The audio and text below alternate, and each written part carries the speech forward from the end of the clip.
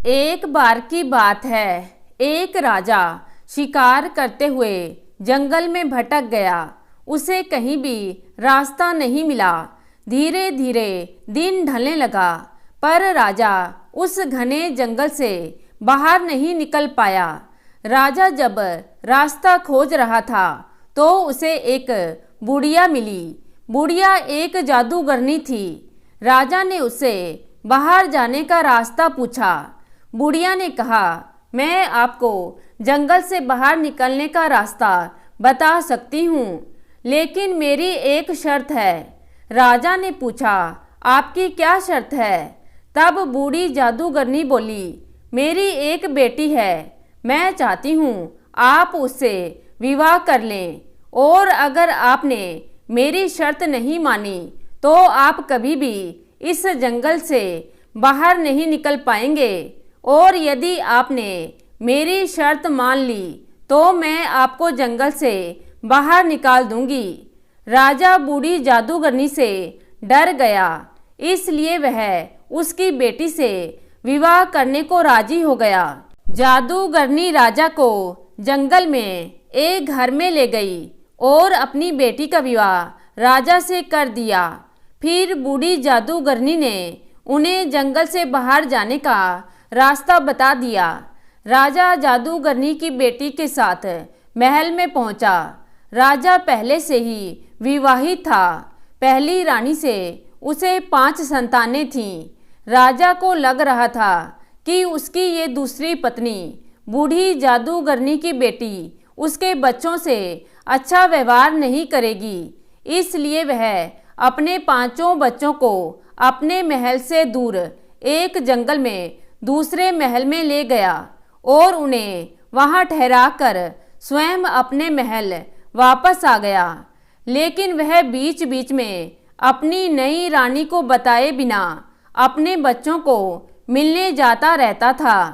तब नई रानी को जिज्ञासा होने लगी कि राजा कई दिनों के लिए कहाँ जाता है।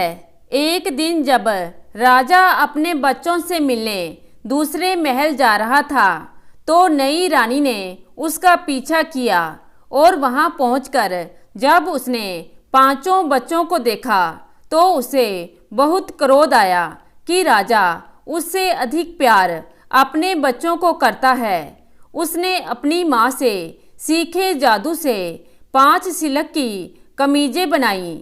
जब राजा वहां से वापस लौट गया तो 4 बच्चे खेलते हुए बाहर आए। नई रानी ने अपनी बनाई कमीजें उन पर डाल दी, जिससे वे चारों बतखों में बदल गए और जंगल की ओर उड़ गए। यह देख नई रानी खुशी खुशी महल में लौट आई, परंतु उसको राजा की 5वीं संतान बेटी के बारे में पता नहीं चला, क्योंकि वह लड़की बाहर नहीं आई थी। कुछ समय के पश्चात राजा फिर अपने बच्चों से मिलने दूसरे महल गया, लेकिन जब वह महल में पहुंचा तो उसे केवल बेटी ही दिखाई दी। उसने बेटी से उसके भाइयों के बारे में पूछा। तब वह बोली, पता नहीं पिताजी, मेरे सब भाई मुझे अकेले छोड़कर कहाँ चले गए। फिर उसने पिता को सारी कहानी सुना दी जो उसने महल की खिड़की से देखी थी। राजा को यह सब सुनकर बहुत दुख हुआ। उसे विश्वास नहीं हो रहा था कि उसकी नई रानी ऐसा कर सकती है। अपनी बेटी को इस सुनसान महल में छोड़ते हुए उसे डर लग रहा था, तो वह उसे अपने महल ले जाने लगा। तब बेटी बोली, उसे अपनी सौतेली माँ से बहुत डर लग रहा है। वह अपने पिता से प्रार्थना करने लगी कि वह आज रात इसी महल में रह जाए। राजा अपनी बेटी की बात मान गया। उस रात को राजा की बेटी को नींद नहीं आई, क्योंकि उसे अपनी सौतेली माँ से खतरा था। दूसरा, वह अपने भाइयों को ढूंढना चाहती थी। वह रात के अंधेरे में चुपचाप जंगल की ओर चल पड़ी। चलते चलते जंगल में उसे एक झोपड़ी दिखाई दी। वहां उसने छोटे छोटे 4 बिस्तर बिछे हुए देखे। तभी उसने देखा कि छोटे छोटे 4 बतख खिड़की से अंदर आ रहे हैं। उन्हें देखकर राजकुमारी को लगने लगा कि यह उसके भाई तो नहीं। उन बतखों में से सबसे बड़ा भाई आदमी की आवाज में बोला, मेरी प्यारी बहन, यह झोपड़ी तुम्हारे लिए खतरे से खाली नहीं है, क्योंकि यहाँ डाकू आते हैं। अगर वे आ गए तो तुम्हें जिंदा नहीं छोड़ेंगे। तब बहन बोली, क्या तुम लोग मेरी रक्षा नहीं कर सकते?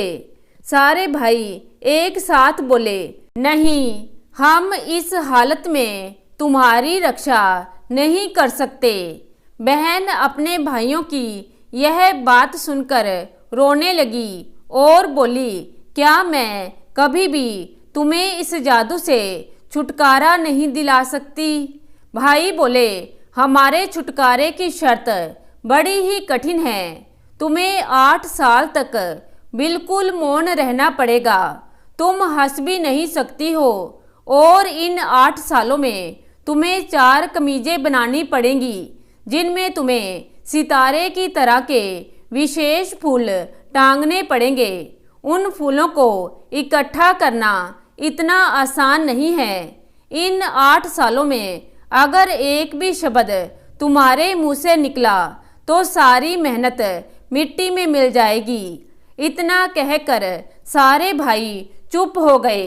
तब राजकुमारी ने निश्चय किया कि वह अपने भाइयों को इस जादू से छुटकारा दिलाने के लिए वह सब करेगी जो उसके भाइयों ने उससे कहा है। फिर उसे नींद आ गई। जब वह सुबह उठी तो चारों बतखें वहां नहीं थी। अब राजकुमारी उस झोपड़ी से निकल आगे जंगल में चल दी। अब वह जंगल में ही एक झोपड़ी बनाकर वहां रहने लगी और अपने निश्चय पर अटल रही। देखते ही देखते 5 साल बीत गए। अब तो वह एक सुंदर युवती बन चुकी थी। एक दिन जब वह उठी तो उसे सितारों की तरह के कुछ फूल दिखाई दिए। उसने उस विशेष फूलों को इकट्ठा किया। अपनी ओढ़नी फाड़कर उसने छोटी छोटी 4 कमीजें तैयार कर ली और उन कमीजों में सितारों वाले ये विशेष फूल जोड़ने लगी। अकेले होने की वजह से ना तो उसे बोलने की जरूरत थी और ना ही हंसने की। एक दिन एक राजकुमार अपने सिपाहियों के साथ शिकार खेलते हुए उसी जंगल में आ पहुंचा। जंगल में अकेली और खूबसूरत लड़की को देखकर उसे बड़ी हैरानी हुई। उसने राजकुमारी से पूछा, तुम कौन हो और यहाँ क्या कर रही हो? राजकुमारी ने कोई जवाब नहीं दिया। बार बार पूछने पर भी राजकुमारी ने कोई उत्तर नहीं दिया। राजकुमार ने सोचा, शायद ये लड़की गूंगी है। वे उसकी सुंदरता पर मोहित हो गया और उसे अपने महल में ले आया। अपनी रानी माँ के विरोध के बावजूद उसने राजकुमारी से विवाह कर लिया। रानी माँ के गुस्से की सीमा ना रही। वह तो अपने बेटे की शादी किसी बड़े राजा की राजकुमारी से करना चाहती थी, लेकिन राजकुमार ने एक गवार गूंगी लड़की से विवाह करके उनकी सारी आशाओं पर पानी फेर दिया। रानी माँ अब ऐसे मौके की तलाश में रहती कि उस गूंगी लड़की को राजमहल से कैसे बाहर निकाला जाए। पर राजकुमार उस लड़की से बहुत प्रेम करता था। कुछ समय के पश्चात उस लड़की ने एक बेटे को जन्म दिया। रानी माँ ने अपनी नौकरानी से उस बच्चे को मरवा दिया और उस लड़की के हाथ और मुंह पर खून लगवा दिया, ताकि ऐसा लगे कि वह स्वयं ही अपने बच्चे को खा गई। रानी माँ राजकुमार के पास गई और बोली, तेरी पत्नी आदमखोर है। वह अपने ही बच्चे को खा गई। राजकुमार को अपनी माँ की बात पर विश्वास नहीं हुआ, क्योंकि इतनी सीधी सादी और गूंगी लड़की अपने बच्चे को कैसे खा सकती है। उसे अपनी माँ की बात सुनकर बहुत दुख हुआ, परंतु उसने अपनी पत्नी से कुछ भी नहीं कहा। इधर बच्चे की मृत्यु के बाद भी वो लड़की बिल्कुल चुपचाप रहती, ना हंसती ना बोलती, बस 4 कमीजें तैयार करने में लगी रहती। इसी तरह समय बीतता गया और कुछ समय के बाद उस गूंगी राजकुमारी ने फिर एक बच्चे को जन्म दिया। रानी माँ ने फिर उस बच्चे को मरवा दिया और उसके मुंह और हाथों पर खून लगवा दिया और उसकी शिकायत राजकुमार से की तथा उस गूंगी लड़की को घर से निकालने के लिए कहा। पर राजकुमार को अभी भी अपनी माँ की बात पर विश्वास नहीं हुआ। वह सोचने लगा, काश उसकी पत्नी गूंगी ना होती तो अपने बचाव में कुछ तो बोलती। अब वह उसे कैसे बचाए। इस बार भी उसने अपनी पत्नी को कोई दंड नहीं दिया, पर जब गूंगी राजकुमारी ने तीसरी बार बच्चे को जन्म दिया तो रानी माँ ने पहले की तरह सब कुछ किया और उस गूंगी लड़की को अपने ही बच्चों को खा जाने वाली डायन बताया। इस बार राजकुमार को ना चाहते हुए भी अपनी पत्नी को दंड देने की घोषणा करनी पड़ी। उसे अपनी पत्नी को आग में जलाकर मारने की आज्ञा देनी पड़ी। सजा सुनने के बाद भी वह गूंगी लड़की कुछ नहीं बोली, क्योंकि वह अपने भाइयों को बचाना चाहती थी और 8 साल पूरे होने का वह आखिरी दिन था। अगर वह अपनी सफाई में कुछ बोलती तो उसके भाइयों को उसकी सौतेली माँ के जादू से छुटकारा नहीं मिल सकता था। उसे अपने मरने का कोई दुख नहीं था, क्योंकि वह अपने 4 भाइयों को मुक्ति दिला रही थी। जब राजकुमार के सिपाही उसे लेने आए तो वह उन्हीं कमीजों में सितारे वाले फूल टांग रही थी। उसे जबरदस्ती लाकर लकड़ियों के ढेर पर बिठा दिया गया। लकड़ियों के ढेर पर बैठकर उसने अपने चारों ओर देखा। उसने ईश्वर को याद किया और फिर अपने भाइयों को। जैसे ही उसने अपने भाइयों को याद किया, उसके 4 भाई उड़कर उसके पास पहुंच गए। आग पर बैठी होने पर भी उसने वे चारों कमीजें एक एक करके अपने भाइयों के ऊपर फेंक दी।